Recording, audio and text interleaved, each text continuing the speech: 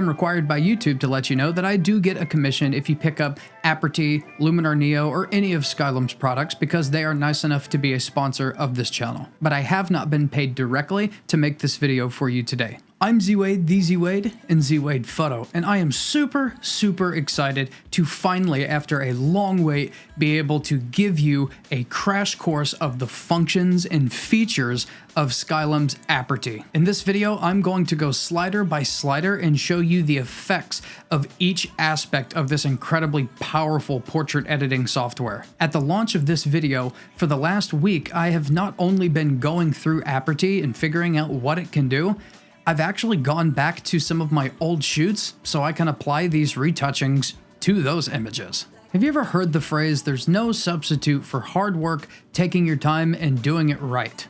Well, as it relates to Aperty and retouching, I just ask for some forgiveness if I beg to differ. Now, professional photographers, hobbyists, and perfectionists alike, I give you Skylum's Aperty. Under the skin category, we first have the blemish removal slider. It does exactly what you'd think. The slider value relates to the aggressiveness of the action.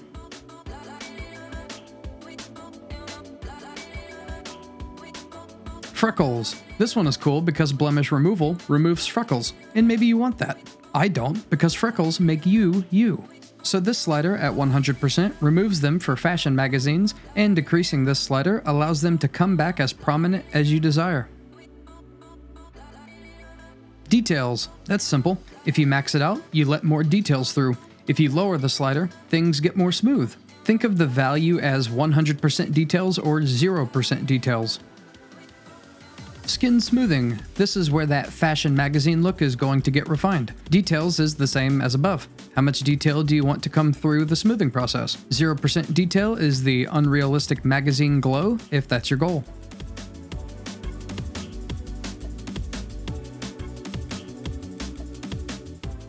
Face skin color correction.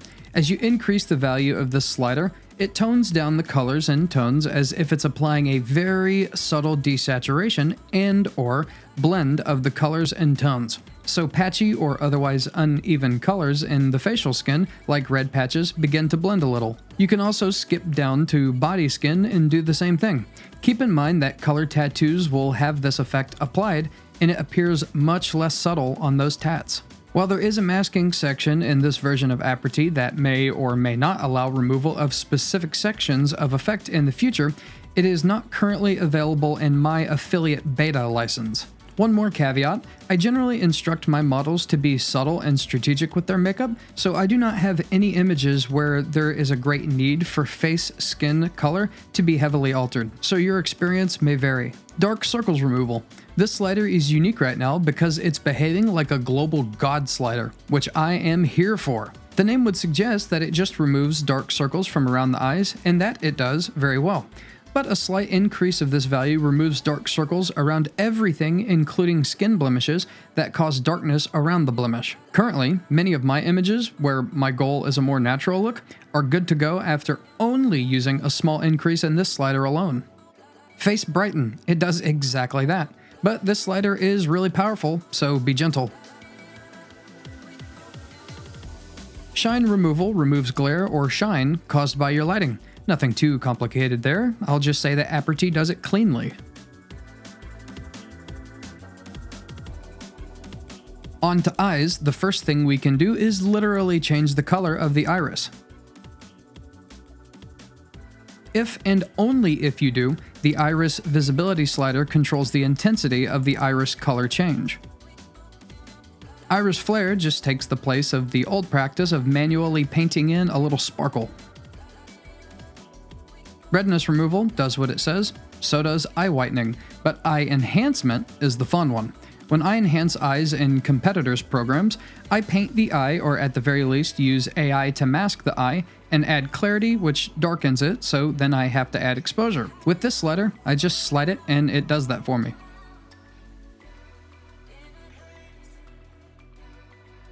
Mouth is a short and simple category. Teeth whitening whitens, teeth brightening brightens. It's simple, desaturation, and exposure. It's not perfect, but it's automatic, natural looking, and it beats the hell out of painting individual teeth elsewhere. Onto the first set in makeup, blush comes in two options, cheeks and nose. Amount is the intensity of the effect, and tone allows you to find the best tone for the subject's skin. Beyond that, you can control the width and height of the section of blush, and with X and Y sliders, literally move the location of the blush around the face. I haven't needed to yet though, because Aperty has been consistently identifying the right place for it. I'll pretend you have no experience applying makeup like me. Contour adds shadows here and there on the face, which adds more contrast to the transitions. Awesome. And Feather smooths out the transition, of course. Highlights does the exact same thing to areas where you'd add highlight. Aperty is literally applying these effects to the same area that a makeup artist would. So I imagine having a makeup artist use Aperty would be even more powerful than me. For eyeliner, the amount controls the intensity, and then you're able to add hue and glow. Admittedly, the effects of this series of sliders are very subtle and almost unnoticeable in my images with my models, but your results may vary. Eyebrow enhancement is pretty cool, as it darkens eyebrows. Be gentle with this one, as it's powerful and can get out of control fast. Lips, no surprises here. Saturation saturates, darken darkens. But tone is the powerful one, as it really enhances the tonality of the natural color of the subject's lips. Our next category is reshape. I wouldn't recommend this category personally under normal circumstances, as I don't like modifying people's natural features. This section is powerful in Aperty, however, but ideally these would be used very lightly. But within this category, we are able to choose face, eyes, nose, mouth, and body, and reshape them to our will. In order to not offend any of my past models, I've selected an image of myself to be completely ridiculous with.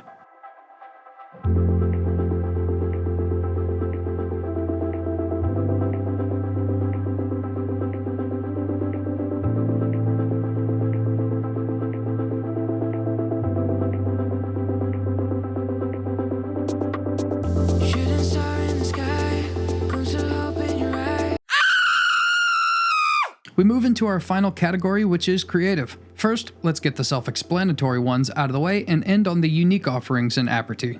The vignette category gives you basic options with a unique option to select the vignette center. Film grain adds grain and gives some controls over its appearance. LUTs are LUTs, and you can control a few aspects of them. There are some nice ones already available in Aperty, with the ability to add more. Now for some fun creative controls. Portrait bokeh is not going to replace a good lens with a wide aperture and good bokeh. Not even close. But this is a cool item because you can use it to modify the brightness of your background, and the depth correction and edge correction allows you to refine the depth to the exact point where the hairs don't disappear into the background. Finally, the coolest thing in the creative section, Studio Light. This allows you to generate light sources and control their intensity and even color and saturation. You can move the light sources around as you please, and by selecting light customization, you can do something crazy like this. Or this.